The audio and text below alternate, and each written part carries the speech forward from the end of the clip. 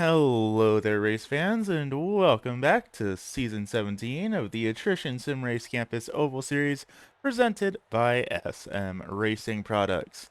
Tonight we're here for the first road course of the season here in these mini stock machines at the Road Atlanta down in Brazelton, Georgia. But we're on the short course layout, of course. We're running mini stocks, might as well run the mini track. So only coming in here at 1.76 miles in length here, or 2.83 kilometers for those of you who use the metric system. Track opened back up in 1970, but of course most of y'all probably know the full circuit here for its appearance in the Petit Le Mans for the IMSA Racing Series. How about 15th time ASRC has visited this track, though 7th time on this layout. Of course, the first time that the Oval Series has ever visited this track. And of course, last visit back in 2022 when the Road Series was still going, and that race was won back by Steve DeGroat. That said, we're starting to get things rolling here, so about we take a look down at our starting lineup here real quick. Starting out on the pole in this one, in the number 6 machine, that is going to be Dan Ott in the mellow yellow entry, with the number 12 of Garrett Hess in the hardcore tan OC entry to his outside. Back in third, we have the number 5 machine of Mark Royce, unsponsored here tonight, followed by one of our road course veterans here in the series, and the only driver in the field to have taken home a win at this track before. That is going to be the number 85 of Brian Spelski. Back in fifth, we have League Administrator Mr. Jason Gardner, followed by the SM Racing Products man himself, Mr. Garrett Streets, back in sixth. Following back in seventh, we have the 42 of Michael Sparks, one of the Mooselander drivers, followed by the number 13 unsponsored entry, one of our other road course ringers here. That's going to be the 13 of Nico Morelli. Back in ninth in the HTB number 4, it's another one of those Mooselanders. That is going to be Mr. Daniel Sparks, at off position number 9, followed by our other Canadian driver, third one here in the field. That's going to be Mr. Brandon Feeney, back in 10th in the target entry. Back in 11th, we have the CZ Robotics 24 of Corey Logan, followed by the 188 entry. That is the Valvoline entry of Joshua Rudolph. Then back at the tail end of the field here, going to be the number 13 machine of Mark Kluge. So for the first time ever here in the Oval Series, we are going to be doing a timed race here this evening rather than a lap count race. So it's going to be 30 minutes up on the clocks, and regardless of if there's cautions, if there's not, whatever goes on here, we will only have 30 minutes of racing here. But green flag up in the air, 30 minutes up on the clock, and we are heading down into turn number 1. And so far so good. Looks like the field has made it through without too much catastrophic going on here.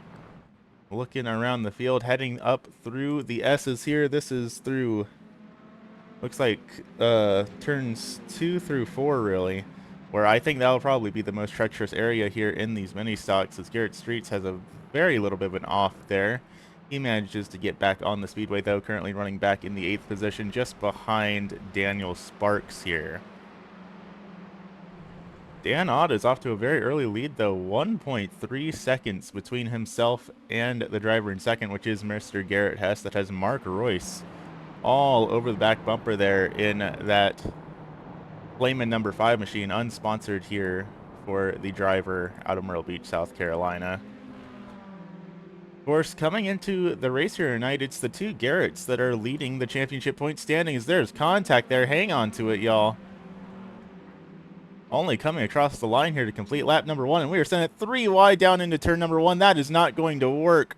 Mark Royce into the inside wall there. Keeps it pointed in the right direction, but that is going to jumble things up here pretty darn bad. We have another driver off the speedways. There's more contact there between Sparks and Streets. Both of those drivers going around. It is chaos here at Road Atlanta, but the green flag is still up in the air. We have not thrown the caution flag at all here, at least so far. Generally speaking, I mean, for small spins like that, we are not going to be throwing cautions for it, but for any big major incidents that would leave debris on the track, or if there's a car that requires being towed back to pit lane, then of course the caution flag will come out. But for these minor spins, it's kind of just a matter of tough luck here for these drivers. We're looking here at the battle for the second position as Daniel Ott again has just absolutely sailed away from the rest of the field here. Brian Sabelski leading just over Garrett Hess right now for third. Sabelski comes into tonight's event fifth in the championship point standings, 3 points back from Joshua Rudolph, who is, looks like, about 8 points back from Derek Murphy. Then Streets and Hess are your two championship points leaders right now. Looking around the field, it does look like things have settled down, at least for the most part. I say that we have another driver off the track. That's Daniel Sparks having a bit of trouble heading through the S's there. Hang on to it, Daniel. Locked up the brakes, almost manages to save it, but not quite able to. Is this driver going to... Yep, he's going to get turned around. He's got it rolling again, as we have two more drivers off the track there. Michael Sparks and Garrett Streets both having a bit of issues there. I think they might have had to take the access road there, just overdriving it down into turn number 2. And it's hard to keep these mini stocks underneath you once you get the rear end starting to slide out from you. Once again, looking back up at this pretty much three-way battle here for the second position. Brian Sabelski, Garrett Hess, Nico Morelli. Three drivers. Of course, Hess has only really run here in the Oval Series, but he has shown that he knows how to run these road courses. And of course, Sabelski and Morelli are both drivers who are extremely accomplished in the various road racing series that ASRC has held in the past. Looking here at my stats, the best I can tell, Nico Morelli has not gotten a win at this track in the past. But that it does not discount his skill here in the Oval Series by any means on these road courses. And I'm willing to bet here that tonight could be the time where we see Morelli take home his first checkered flag here at Road Atlanta. But first, he's going to have to get his way around Garrett Hess, and well, he did that right there because Garrett Hess just overcooked turn number 7 there, so that's going to allow Morelli to get up here to third.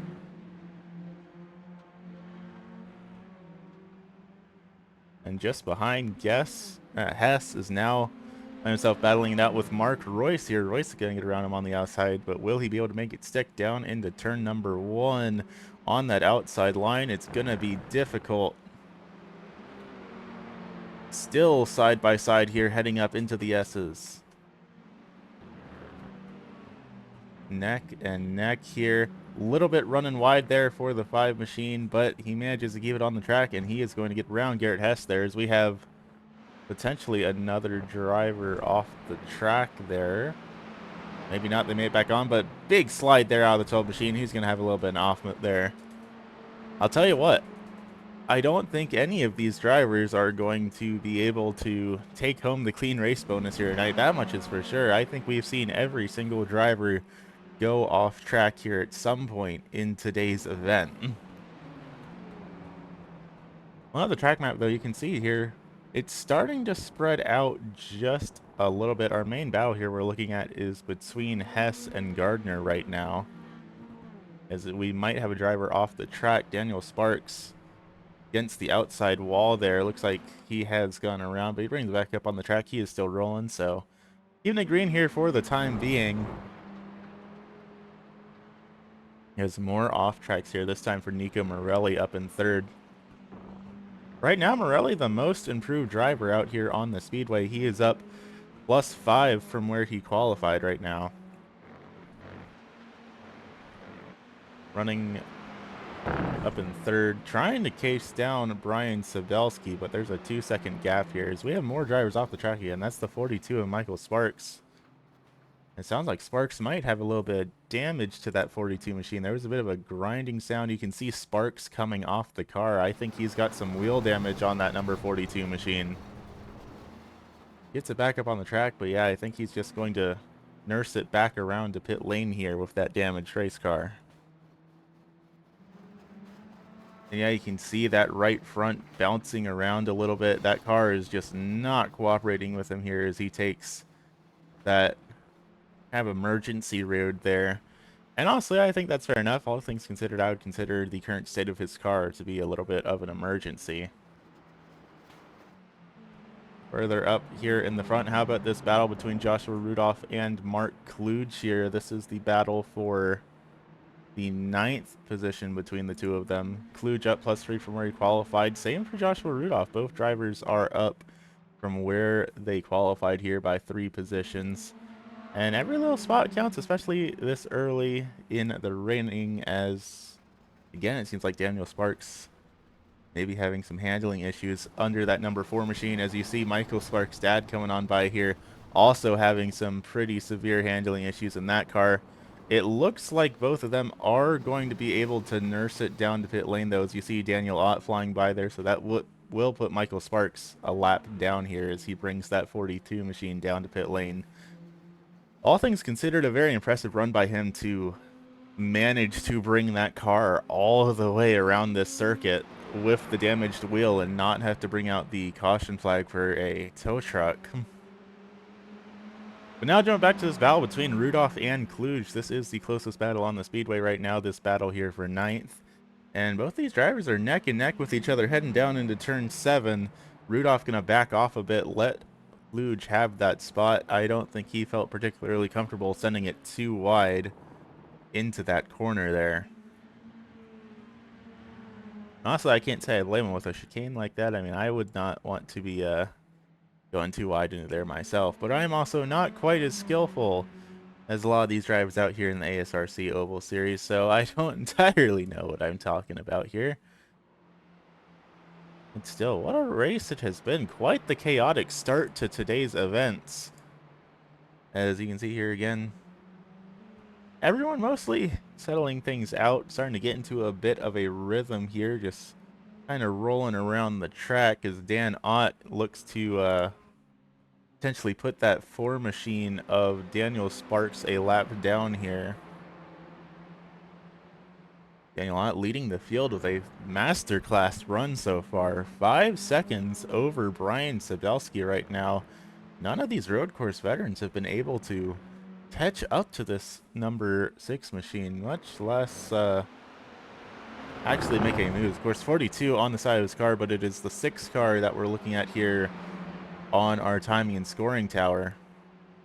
But Daniel Sparks going to go high. He's going to let that 42 machine by, and that will officially put both of the Sparks a lap down here for our first road course here on the schedule. Of course, 2 more road courses after this, going to be heading to the Lime Rock Park later in the season, then also going to be heading to the Texas Motor Speedway infield road course, which is definitely not a track we see get a lot of use. I think that is bound to be a very fun event here later on in the season, with still a long way left to go here in season number 17. Very excited to see what these drivers can do with just such the multitude of tracks that we have put here on the schedule. Of course, we got the big ovals for drafting, not Daytona quite levels, but somewhat up there. We got these road courses, then we got the short tracks and the dirt ovals. It's just really shown which of these drivers can really be the best generalist here in a single car across all disciplines.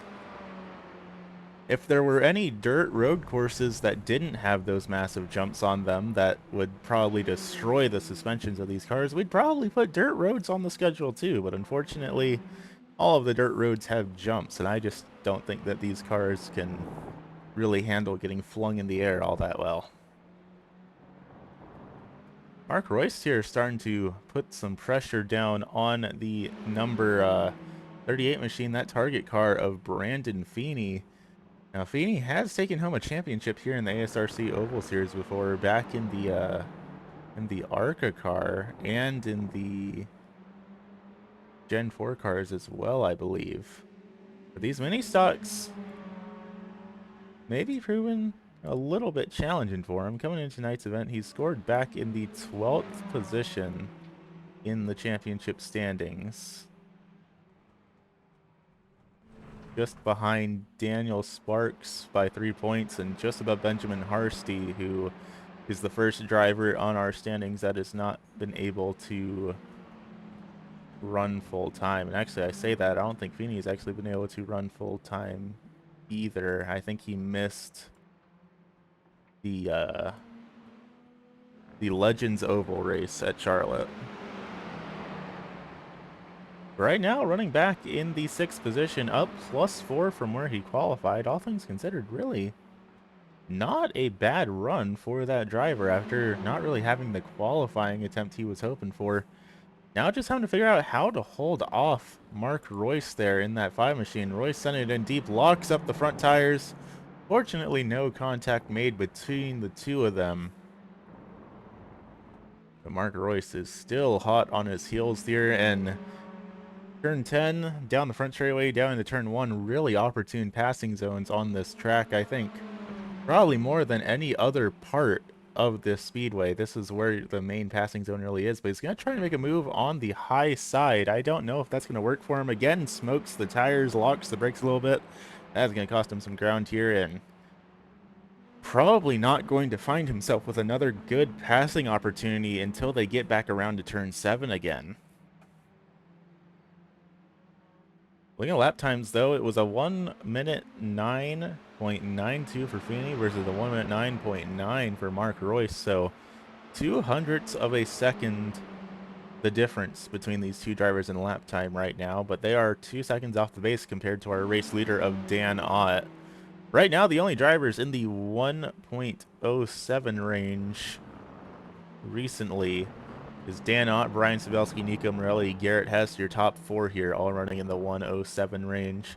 Then everyone else, Gardner, Feeney, Royce, all in the 109 range. Then Corey Logan on back is 110 or above right now. But of course, as the race goes on and these tires get even more heat built up in them, the car is just going to slip and slide around even more than it already is. I would imagine this race is going to get turned upside down on its head for some of these drivers, as we do have a side-by-side battle going on here between Corey Logan and Mark Kluge back in the 8th position here.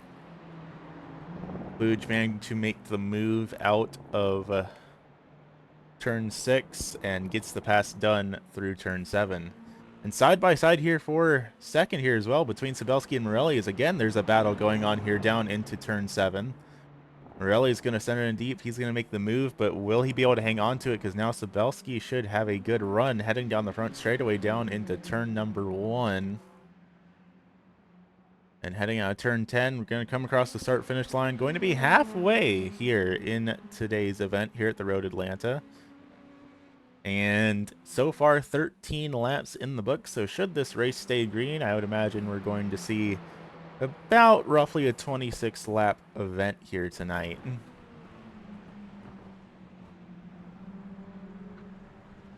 Sabelski about 0.8 of a second back here, as we have more drivers having some trouble back here. This is Jason Gardner, who had, I think, maybe a little bit off track there. He has lost ground. Now he's battling it out with Feeney, and he still has that 5 of Mark Royce to worry about here as well.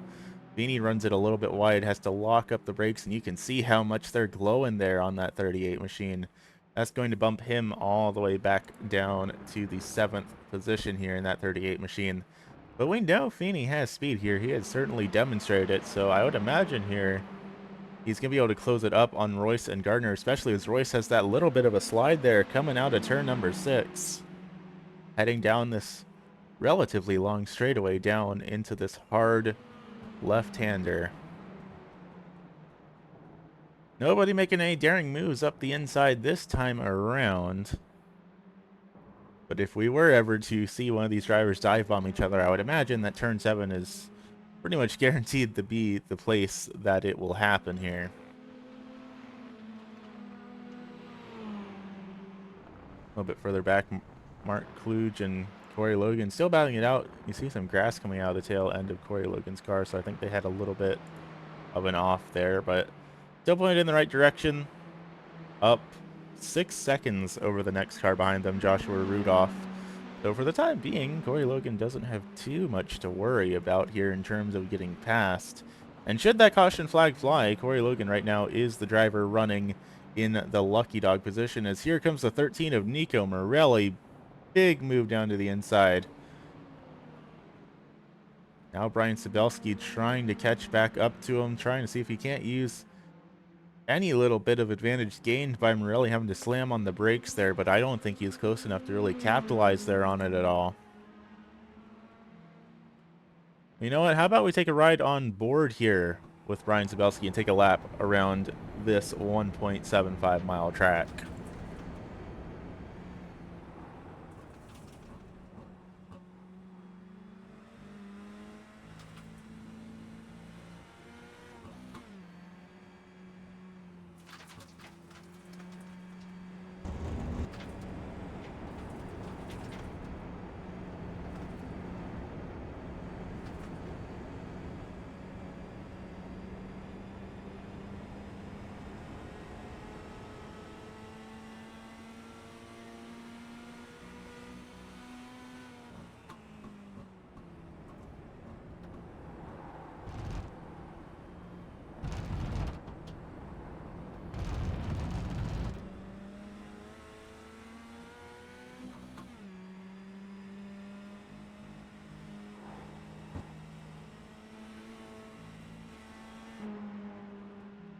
Definitely quite the roller coaster of a raceway here, especially in those uphill sections. You can hear just how much the car is kind of upset with the balance when it goes up through the uphill section, going through turns 5 and 6. But everyone seems to be keeping it underneath them here for the time being, at least for the most part. Currently, Jason Gardner, the last driver on the lead lap still, running back in the 7th position in a little bit of a bubble. Got no one behind him. You can see Brandon Feeney up ahead in that 38 machine, but last time by, Feeney was several seconds faster. I say that Feeney has to take the emergency road as he has a bit of trouble there through turn number 5, or turn number 4. Up just ahead, you see the 5 of Mark Royce, who is having a bit of issue with the lap traffic there. That is the either box 24 of Corey Logan, who is a lap down, but the 5 and the 38 here are on the lead lap. And heading down into turn number 7, we could see this get a little bit hairy here, folks. Feeney sends it in real deep in that 38 machine. Manages to make the move. Does he make it stick, though? Yes, he does. Can he hang on from Brandon Feeney, though? Or from Mark Royce. Royce down to the inside, heading into turn number 10, but not quite going to be close enough there to try and make the move happen. Now about down in turn number 1. Is he close enough? I don't think quite so. So Feeney, big move. He's going to move up into the 5th position. I say that he has a little bit of a bobble there down in turn number 1. Oh, and they make contact. Feeney and Royce make contact. Both drivers around in the outside wall, and looks like Jason might have had issues there as well, but both drivers are rolling again. Green flag still up in the air. But rough time for Feeney and for Royce as they both get these cars back underneath them. Over the front, there's a battle going on again between Morelli and Sabelski as Dan Ott continues to sail even further away over the rest of the field here. Now up to a 7.4 second lead. Unless the caution flag comes out here in these next 9 minutes, I really sincerely do not think that anyone's going to be able to catch up to Dan Ott without him making some sort of massive mistake.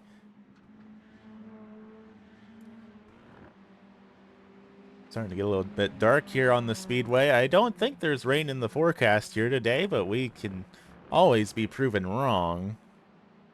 But I think it's just getting pretty cloudy out here at the Road Atlanta. I don't think rain's going to be in the picture here.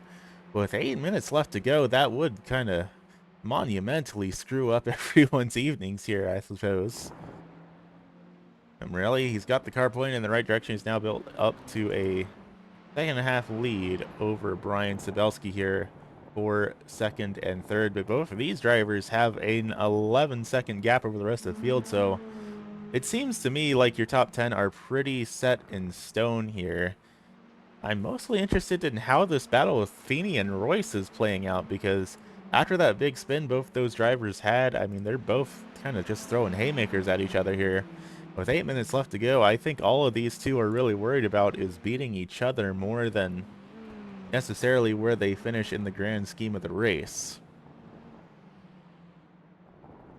But with that little bit of an incident they had earlier, that is going to allow the 93 of Jason Gardner back up in 5th to build up about a 2-second lead over the both of them.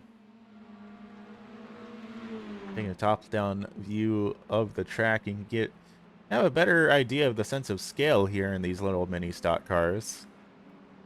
Of course, running on the short course layout, but really that's not all that much less than the full road Atlanta layout. Pretty much we're just losing a straightaway that loops around between turns 5 and 6. But of course, in these mini stock cars, I think the last thing that they need is to build up even more speed before heading down into the left-hander for turn 7. I think that would be a very sketchy thing to try and do in these cars, making that corner with an extra, maybe call it 4 or 5 seconds of full throttle time heading down that corner. I think that could potentially be disastrous in these little cars.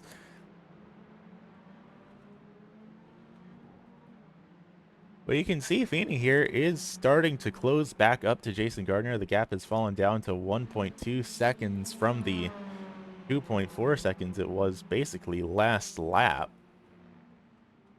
And Royce slowly closing up here as well. He's got down to 0.6 of a second. And I say that has a little bit of a bobble there, falls back just a bit.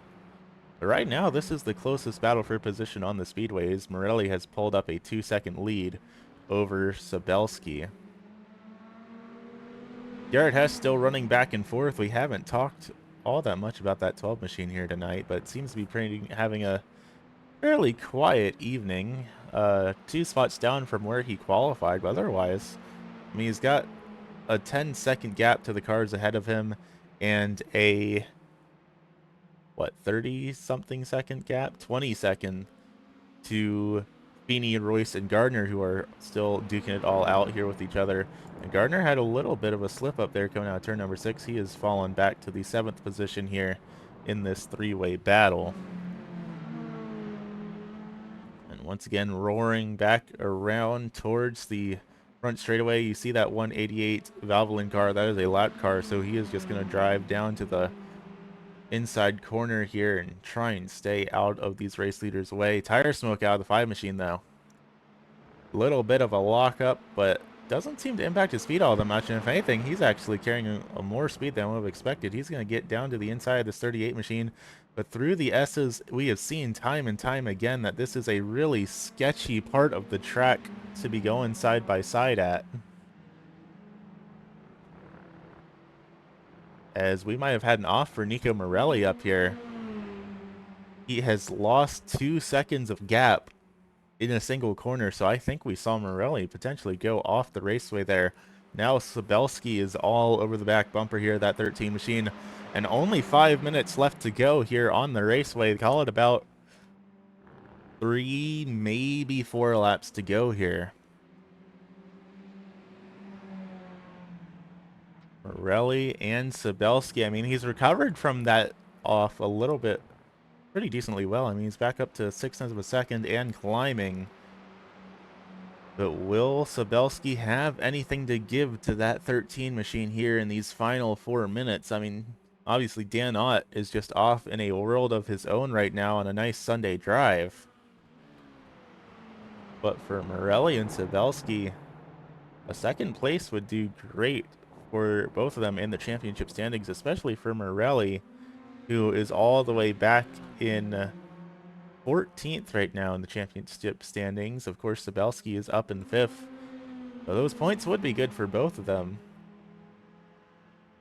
I'm curious to see if we see Morelli intend to run full time here this season, or he might just be doing a partial schedule here. But a little bit of an off again there for that number 13 machine. That's going to allow Brian Sabelski to get up to the 2nd position, and he is pulling away here.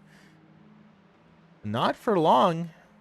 Losing a little bit of ground, getting through the tail end of the S's there. Now down to 3/10 of a second between the two of them. We might see Morelli try to make a move heading down into turn number 7 here. Well, 4/10 of a second, he might be too far back to try and make the lunge right now. With 3 minutes left to go, I mean, we're getting to the point that you're going to have to start making some daring moves if you want to get this position here.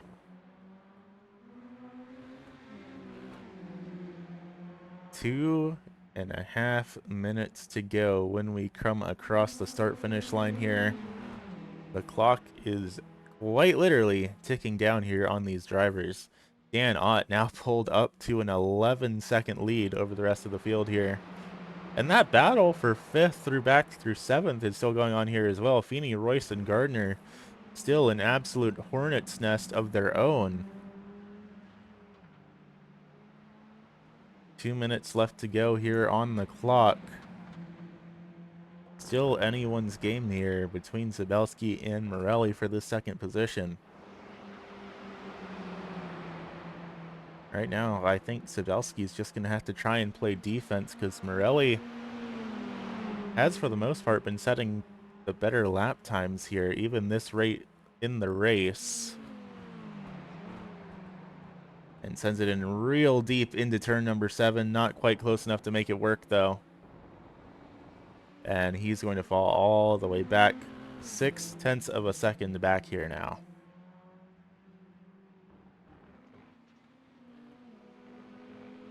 Closest battle on the speedway. Things still going on between Feeney, Royce, and Gardner, but they have gotten a little bit more spread out here than this battle between Morelli and Zabelski. But at this rate, I mean, we're setting 1 minute 6 second lap time, so I'm going to believe that we'll get the white flag next time by. We will just have to see, but it should be white flag next time around the speedway here. Where is Dan Ott running at? Yep, within the 106 second range now. So when Dan Ott crosses the line, we should be in the white flag territory. Nico Morelli is closing up to the 85 of Zabelski. He might just be able to make a move down here into turn number 7, though. It's been the main passing zone all day. And, I mean, he's not on the preferred line for it. Being on the outside, not really the place to be, but that will give him a bit of a better run into turn 8 right there, and turn 9 and 10 up here are both right-handers as well, but Morelli is going to fall back here just a little bit as we come across the start-finish line.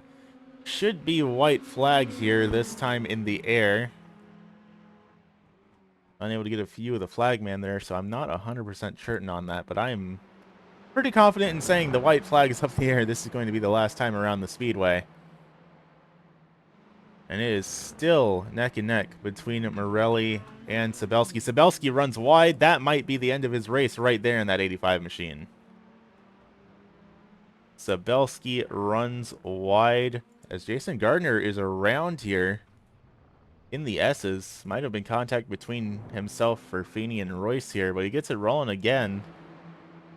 Nico Morelli continues to lead this battle here for second.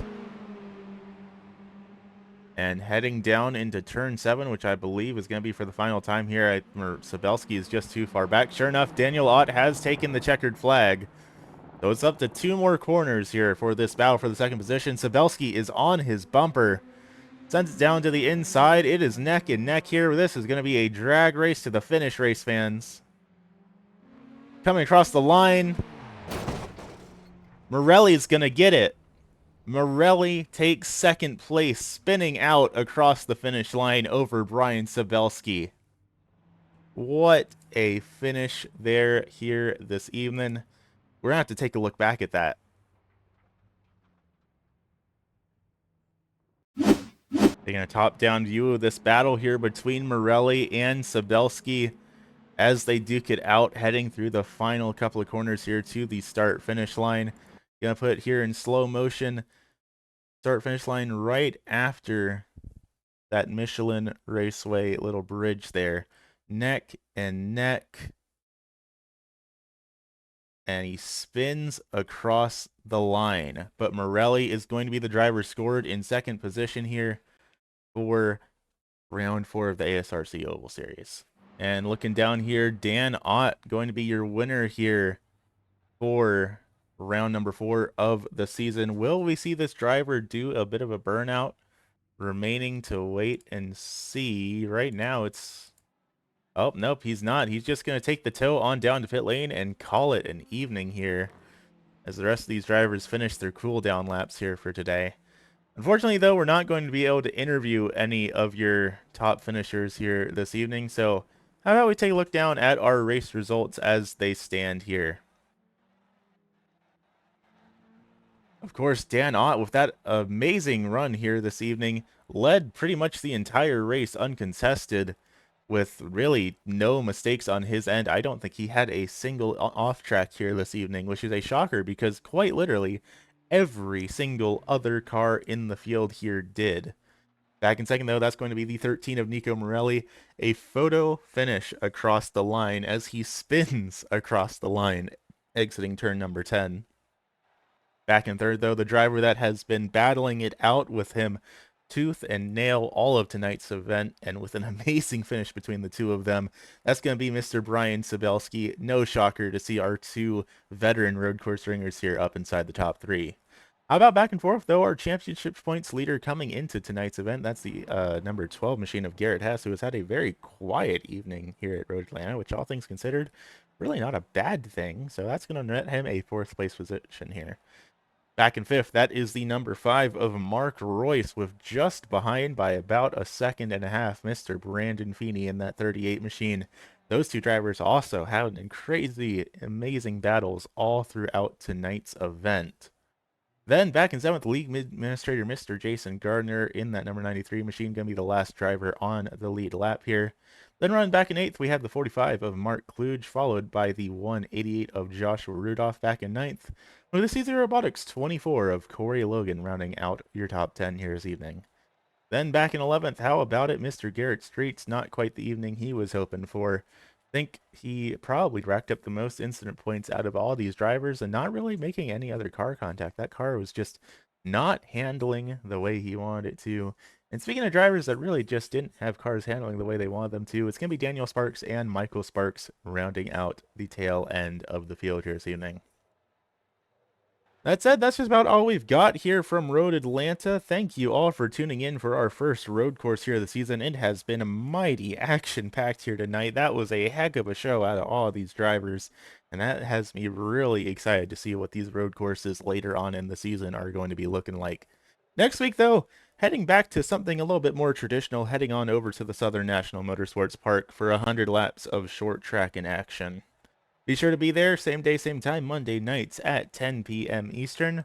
But for now, thank you all for tuning in, race fans, and I will see y'all next time. Have a good evening, everyone.